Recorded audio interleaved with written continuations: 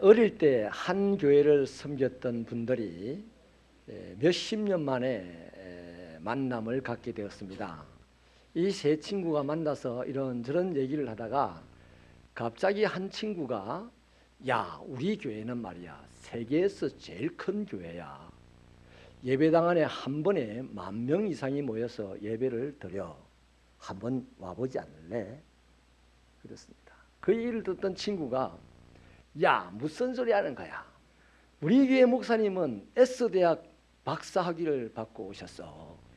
그리고 외국에 유학 가셔가지고 학위가 여러 개야. 우리 교회를 한번 와봐. 가만히 듣고 있던 한 친구가 야, 너희들 조용히 해. 우리 교회는 교도소에, 서울교도소에 수감되어 있는 30%가 우리 교인이야. 그만큼 교인이 많다는 겁니다. 뭐 웃자고 누가 만들어낸 얘기겠죠. 근데 이 얘기 속에 과연 좋은 교회가 뭘까 하는 질문을 하게 합니다. 그 질문이 이 얘기 속에 있어요. 여러분, 목회하시는 목사님이 박사학위를 수두룩하게 가지고 목회하면 좋은 교회일까요?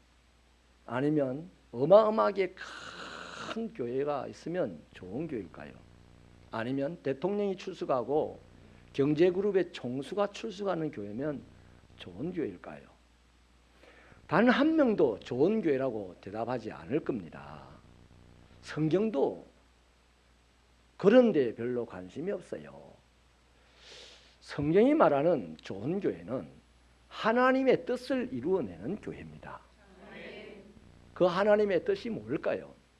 하나님은 이 땅의 천하 만민들이 다 구원받고 하나님 나라 오기를 원하는 것이 바로 하나님의 뜻입니다. 어떤 사람이 모였든지 간에 세상 만 사람을 하나님께로 인도하고자 하는 그 열정과 헌신으로 달려가는 교회라면 교회가 작든지 성도가 풀뿌리만 캐먹고 살든지 좋은 교회가 틀림없습니다. 여러분, 그래서 이 좋은 교회란 온 세상에 복음을 퍼뜨리고 민족과 열방을 그리스도께로 인도하는 교회가 좋은 교회인데, 간단하게 말하면 제대로 선교하는 교회가 좋은 교회라는 거예요. 우리 새벽교회에 제대로 선교하는 교회가 되기를 소원합니다. 선교의 열정도 있고 열심도 있는데 제대로 이제 선교하는 교회가 되어야 되겠습니다. 그래야만 세상에 모범도 되고 또 하나님께서 기뻐하는 교회도 되지 않겠습니까? 어떻게 하면 제대로 선교하는 교회가 될 수 있을까? 오늘 본문에는 세 가지로 그 비밀을 보여주고 있습니다. 첫째는요, 협력하는 성도들이 있는 교회입니다. 협력하는 성도들이 있어야만 선교를 제대로 할 수가 있어요. 1절 말씀을 힘차게 읽어봐 주시겠습니다. 시작.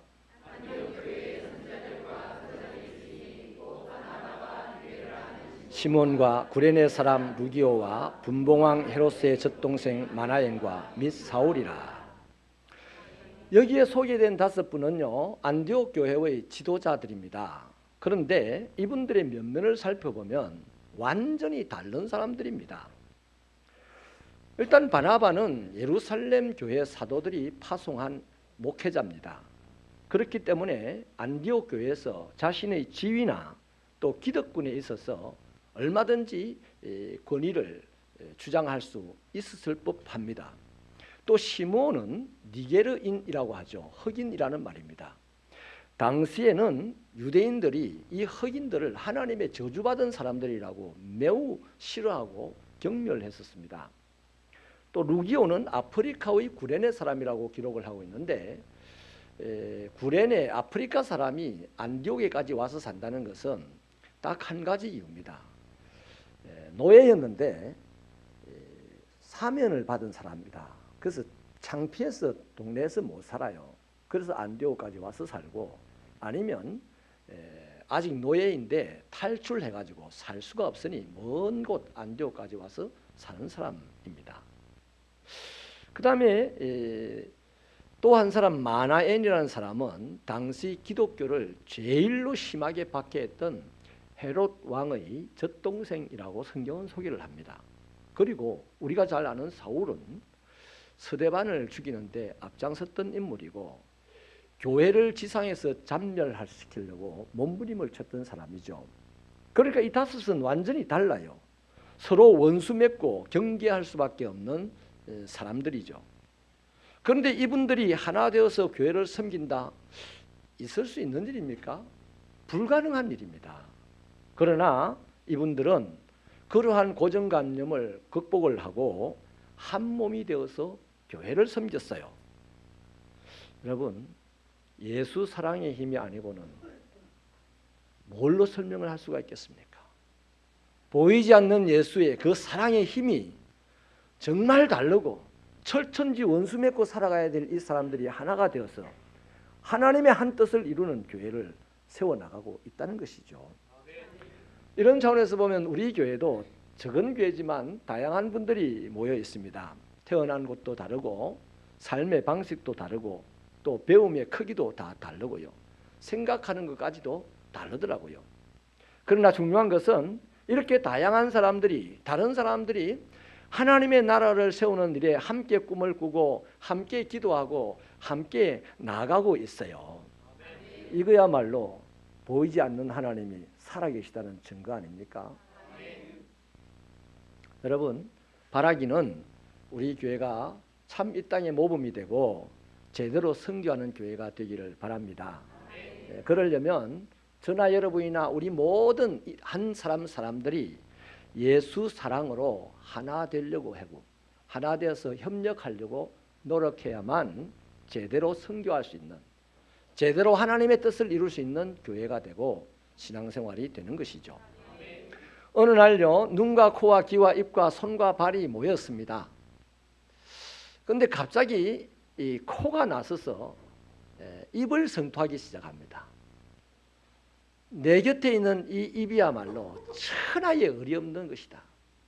왜 그러니까 이게 말이야, 맛있는 음식이 생기면 나에게도 냄새 맡을 기회를 좀 줘야 되는데 냄새를 맡으려고 하면 싹 먹어버리고 참 기분 나빠 죽겠다고.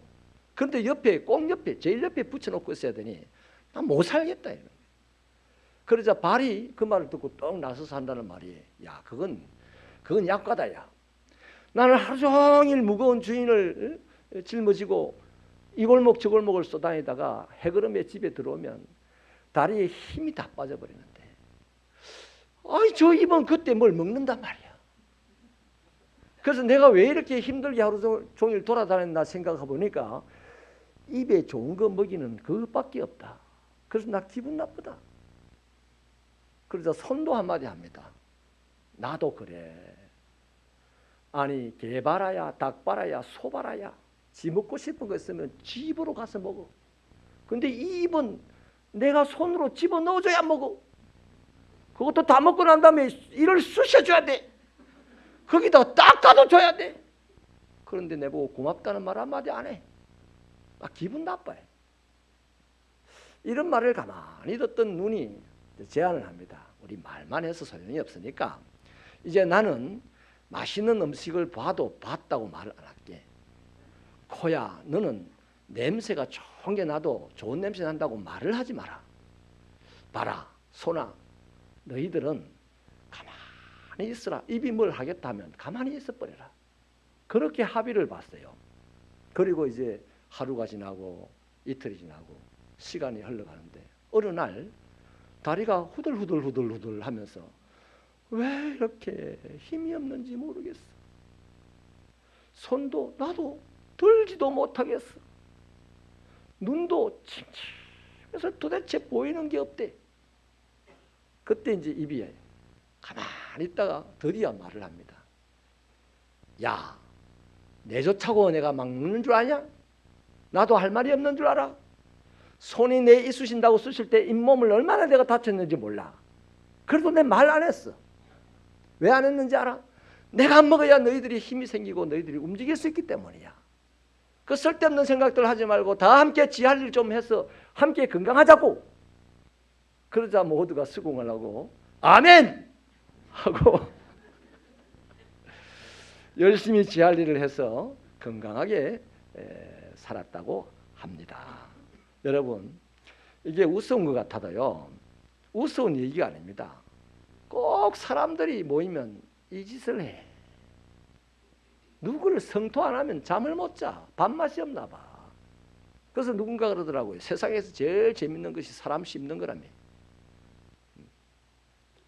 여러분, 에베소서 4장 3절은 강력하게 촉구합니다. 평안에 매는 줄로 성령이 하나 되게 하신 것을 힘써 지켜라. 이미 하나님은 우리를 하나 되게 만들어 놨는데 모든 하나님의 사람들은 하나 되게 하는 것을 힘써 지키려고 하는데 누군가 한 사람이 그 하나 되게 하는 것을 깨뜨리려고 한다. 그 사람은 마귀를 춤추게 하는 하나님의 백성이라. 하나님을 아프게 하는 사람이라. 그러한 사람이 있다면 선교는 제대로 안 돼. 해도 재미가 없어. 우리 새벽교회 선교는 재밌는 선교가 되기를 바랍니다. 하나님의 역사가 일어나는 선교 되기를 바랍니다. 죽었던 자들이 돌아오는 역사가 일어나는 선교가 되기를 축원합니다. 그래야만 우리 새벽교회는 적어도 아주 작아도 이 세상에 빛을 보여주는 새 빛이 되는 거야. 신평교회는 그래 안 해도 돼. 따지고 보면 새벽교회는 반드시 그래야 됩니다. 두 번째는요, 간절한 예배가 있어야만 제대로 선교할 수가 있습니다. 2절을 같이 읽어주실래요? 시작.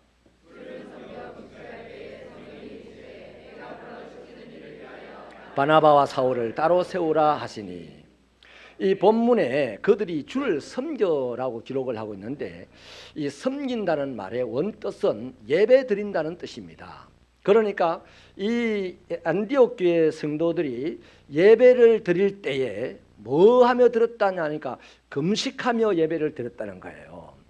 우리는 어쩌다가 금식 한번 하면서 예배를 드릴 때가 있긴 한데 이 사람들은 예배를 드릴 때마다 금식하며 드렸다는 것입니다. 왜 금식하며 드렸을까요? 그들을 조금만 더 살펴보면 합당한 이유가 있습니다. 안디옥 교회 성도들은 피난민들이에요. 예루살렘 교회가 박해받던 날, 서대반 집사님이 죽음당하던 날 그들은 뿔뿔이 흩어져서 도망을 다니다가 아주 먼 이 아시아 지역에 안디옥에 모여들었고 그래서 그들이 모여서 개척을 하게 된 교회죠. 또한 현재 그들은 피난민처럼 모여왔기 때문에 급하게 왔기 때문에 먹을 것을 가져온 사람들이 없습니다. 매우 굶주린 상황들입니다. 언제 또 박해자 사울 같은 사람이 나타나가지고 자기들을 잡아가고 죽일지 알 수 없는 그런 상황이죠. 살아남아야만 하는 절박감이 있었던 사람들입니다. 여러분, 살기 위해서 예배 드립니까? 거기다가 이 사람들은 받은 바 복음이 있어요. 복음 때문에 도망왔습니다. 복음 때문에 살아야 했습니다. 이 받은 바 복음 때문에 힘들고 괴롭고 두려워도 누군가에게 이 복음을 전해야 했습니다. 그렇기 때문에 이러한 상황 가운데서 전도할 마음의 소원이 일어나니까 복음을 담대하게 전해야 되겠는데 이 일이 가능하도록 해주는 일들이 세상에 없어요. 방법이 딱 하나밖에 없어요. 하나님의 은혜 받지 않고는 이거 불가능하다 이 말이에요. 하나님의 은혜 받지 않고는 살 수도 없고 하나님의 은혜 받지 않고는 복음을 전할 수도 없고 하나님의 은혜 받지 않고는 이 예배도 드릴 수가 없는 사람이 나 하나님의 은혜가 필요합니다. 이 절박한 마음으로 하나님께 예배를 드린 것이 그 표현이 금식하면서 예배를 드렸다는 거예요. 그러므로 그들이 인식하는 예배는 오늘 저와 여러분이 인식하고 있는 이 예배하고는 차원이 좀 다르죠. 우리는 오늘 예배 못 드리면 아이고 다음 주도 예배 있는데 뭐 이렇게 하고 예배를 드립니다. 그러나 이 사람들은 오늘 예배를 못 드리면 내일 죽을 수도 있고 다음 주일이 오기 전에 죽을 수도 있다는 겁니다. 그렇기 때문에 이 예배는 나의 마지막 예배니 먹는 거 중요하지 않다 이거야. 이게 뭡니까? 간절하게 하나님의 은혜를 사모하는 예배죠. 아멘이십니까? 여러분, 예레미야서 29장 13절에서는요 하나님이 말씀하시기를 너희가 전심으로 나를 찾고 찾으면 나를 만날 것이다 라고 약속을 하고 있습니다. 하나님이 거짓말쟁이가 아닙니다. 하나님이 우리에게 사탕발림을 하시는 분도 아니에요. 하나님은 당신의 말씀을 이루시는 분입니다. 이처럼 하나님을 간절히 찾을 때에 하나님은 우리의 갈 길을 밝혀 보여주시고 우리의 어둠을 밝혀주시고 우리의 약한 것을 강하게 해주시는 분이죠. 그럴 때 드디어 우리의 삶의 길은 열리게 되는 것이고, 그리고 좀 더 시간이 지나면 우리는 역사 속에 위대한 인생으로 빛을 나타내는 사람이 되는 것이죠. 아멘이십니까? 경기도 광명시의 한 장로님의 얘기인데요. 이분이 목욕탕을 인수해서 개업을 했습니다. 그래서 이제 장로님이시니까 나는 이 목욕탕을 하면서도 주일 성수를 꼭 하리라 결심을 하고 사업을 시작을 했어요. 그럼 뭐 아니나 다를까 이 주일날 장사가 매출의 30% 정도가 되는데, 이 주일 장사를 안 하게 되니까 이전 주인이 하던 때보다도 더 영업이 안 되는 건 당연한 거죠. 수익이 적은 거죠. 그래서 1년 2년 하다 보니까 운영비에 좀 어려움이 왔습니다. 그래서 상수도를 쓰지 않고 지하수를 써야 되겠다 마음을 먹고 지하수를 팠어요. 150m 정도를 팠는데 물이 올라왔어요. 그런데 이 물이 계란 썩는 냄새와 뭐 그런 악취와 함께 그냥 걸쭉한 물이 올라온 겁니다. 그래서 장로님이 실망을 했어요. 그런데 나중에 그걸 알고 보니까 그 물이 유황물이라. 남들은 유황온천이라고 선전하면서 유황을 막 섞어서 유황온천이라 하는데, 이 집은 유황물에다가 물을 보태야만 그 물을 쓸 수 있을 정도로 유황이 농도가 짙은 거예요. 대박이 났다 안 났다? 자, 신문에는 어쩌다가 이 광명 시내에 유황온천이 터졌다라고 났겠지만, 이 장로님은 생각이 다를 겁니다. 야, 내가 손해를 보고서도 주의를 잘 지켰더니 졸지도 아니하시고 주무시도 아니하시고 내가 신앙생활을 어떻게 하는지 보는 그 하나님, 살아계신 하나님이 나를 배반하지 아니하시는구나, 나를 축복하여 주시는구나, 이것이 나의 간증이고 이것이 나의 찬송입니다. 이러지 않겠어요? 그런 축복을 받아 누리게 되었다는 겁니다.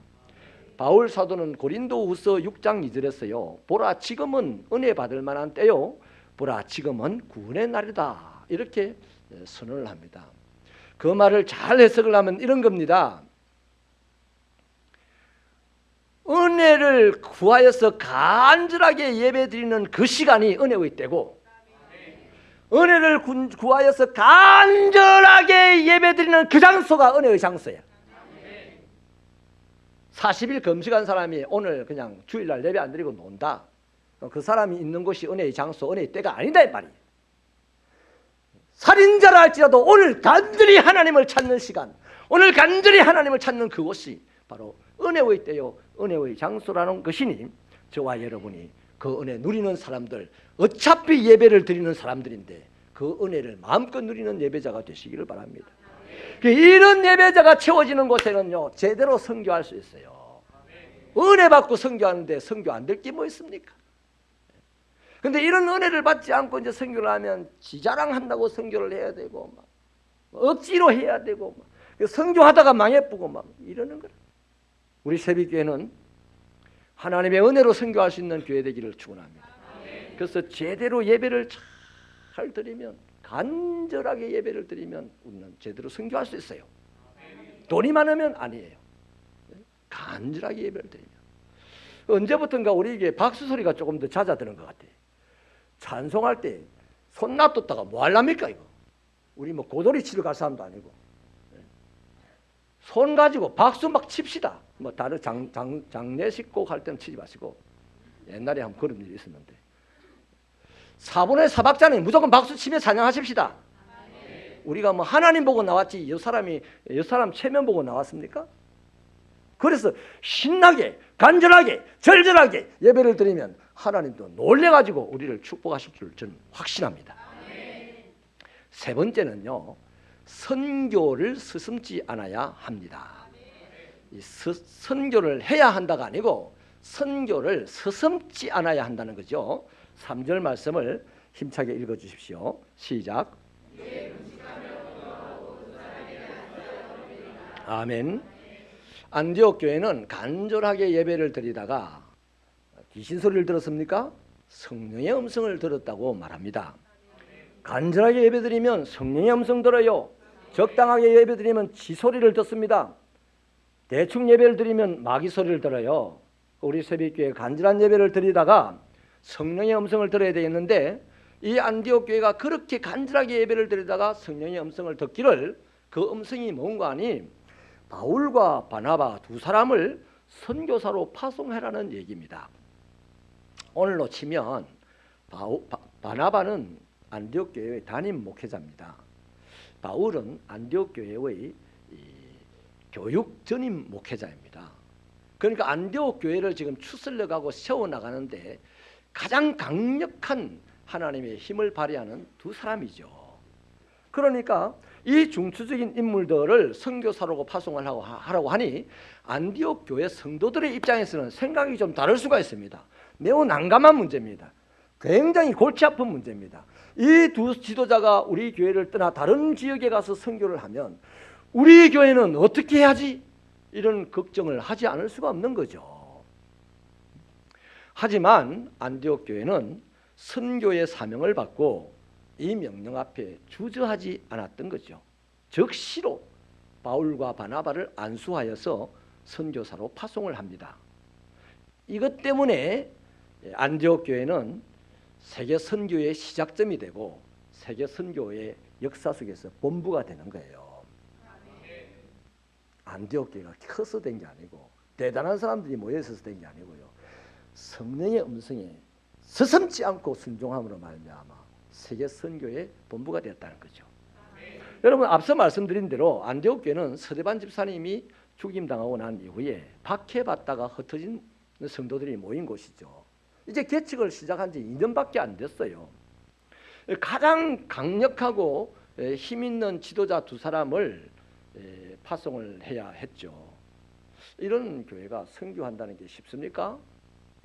다시 말하면 오늘 작은 교회, 재정도 부족한 교회, 똑똑한 사람도 별로 없는 교회가 선교한다는 게 쉽습니까? 사람의 시각으로는 어려워요. 그러나 선교는 사람이 하는 것이 아니요, 하나님이 하는 겁니다.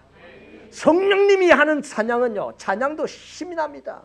남이 찬양해도 같이 한다니까.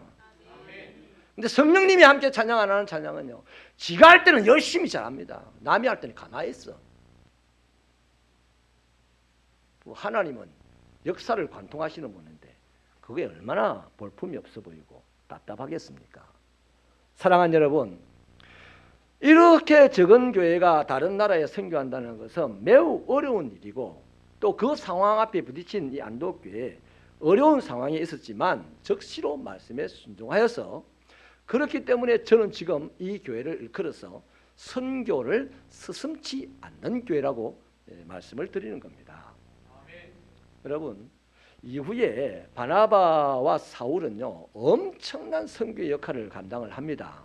그렇다고 이 사람들 둘이가 그냥 감당을 하는 게 아니에요. 안디옥 교회가 파송을 시켜놓고 끊임없이 기도로 응원하고 끊임없이 물질을 제공하고 재정을 담당을 합니다.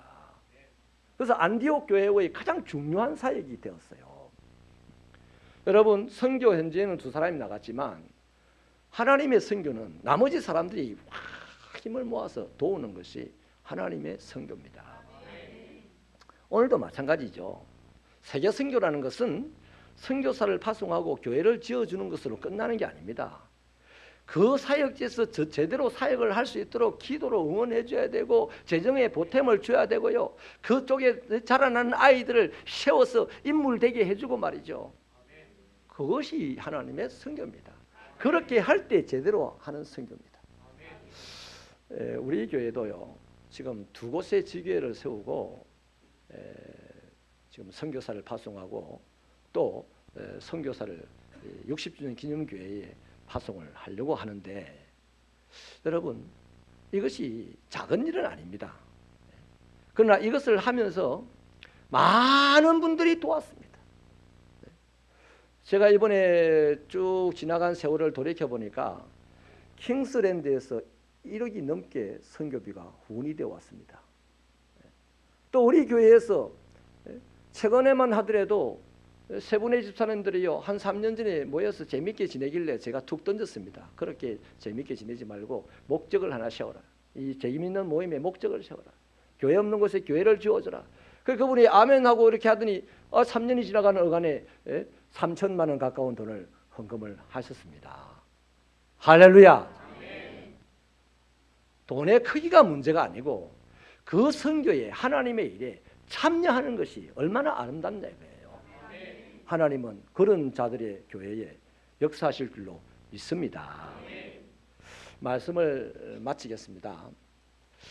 저는 지금 그 캄보디아나 또 태국 그 지역을 보면서요, 불교 문화권이 굉장히 심하죠. 교회는 섰어요. 근데 많은 선교사님들이 활동을 하는데 제 안에 이런 소망이 새롭게 생겼습니다. 하나님, 물론 한 교회가 감당할 수 있는 일은 아니지만 이 캄보디아 지역에 그리스도인의 화장장이 생길 수 있도록 해주십시오 하는 소원이 생기면서 기도하고 있습니다. 웬관이 가볼 때마다 예수님을 믿는데 죽을 때는 절에 가서 죽어야 돼. 그리고 그 유족들 중에 자식 중에 하나는 절에 가서 스님처럼 얼마간 있어야 되는 거예요. 그래서 예수 잘 믿고 죽은 사람이야 뭐 천국 가서는 상관이 없는데, 살아있는 가족이 예수 믿다가 도로 아미타불, 그거 말이 맞네. 도로 아미타불 다시 그냥 세상으로 돌아가 버리는 거예요. 그 일주일 정도 절에서 스님으로 행세하고 있었던 그 장례 기간 동안 있었던 그것이 그렇게 강력하게 진입해 있는 그 불교의 어둠의 영을 벗겨내지 못하고 그냥 도로 덮었었다 이 말이에요. 너무나 가슴이 아파요. 그래서 저는 제 개인적으로 아는 목사님들에게 이제 자꾸만 찌릅니다. 이 선교라는 것이 교회 지어주고 뭐 이것만 해야 되는 게 아니고 전반적으로 다 세팅을 해줘야 되는 것이니 화장장 짓는데 좀 참여하십시다. 근데 아직 손톱도 안 들어가네. 그러나 꿈이 있으면 될 줄로 믿습니다. 멋있는 역사가 일어날 줄로 믿습니다. 사랑하는 여러분, 성도들이 한 목적을, 다시 말하면 주님의 뜻을 이루겠다는 한 목적, 온 세상의 모든 민족들의 영혼을 구원하라는 그 뜻을 이루겠다는 목적을 가지고 달려가면 그들은 제대로 선교할 수 있는 교회가 되는데, 그러한 교회는 서슴없이 선교하는 교회가 되어야 됩니다. 이것저것 따지고 하면 안 돼요. 아멘입니까? 뭐 안디옥 교회가 뭐 돈이 많았습니까? 사람이 많았습니까? 능력자가 많았습니까? 아니에요. 그저 박해를 피난해 온 가난한 무리들이었습니다. 그럼에도 불구하고 그 교회는 그 힘대로 작정하고 선교와 구제를 하는데 힘을 썼어요. 어려운 가운데서도 선교하고 구제하니 하나님께서 그 길을 내버려 두지 아니하고 복 주셨다 이 말이죠. 다른 사람의 도움만을 늘 받는 사람은요, 항상 때가 되면 도움을 또 받으려고 기다리고 있습니다. 그러나 다른 사람을 돕고자 하는 사람은 목표가 있어서 열심을 냅니다. 그래서 그 열심은 반드시 하나님께서 사용하는 열심이 되셔서 그 사람은 점점 부유하게 되고 점점 힘 있는 자가 되고 점점 다른 사람을 이끌어가는 리더가 되는 것이죠. 마음이 있어야 하는 겁니다. 신앙이 있으면 하는 겁니다. 돈 가지고요, 재주 가지고요, 사람 숫자 가지고요 하는 게 아니고 선교에 대한 마음이 있으면 합니다. 가난해도 해요. 가난하면 5,000원짜리 하면 되잖아요. 또 신앙이 있으면 제대로 선교할 수가 있습니다. 우리 2019년 지금까지 10년여간 선교의 사역을 잘 달려왔는데 또 2019년이면 또 달려가야 됩니다. 아니, 주님이 오시는 날까지 새벽교회 선교의 일은 끊임없이 감당되어져야 합니다. 이제부터는 제대로 선교하는 교회가 되자고요. 제대로 선교하는 교회는 간절하게 예배드립니다. 서슴없이 하나님의 말씀에 순종합니다. 또 니네가 없습니다. 달라도 하나 되는 노력을 합니다. 기도하겠습니다.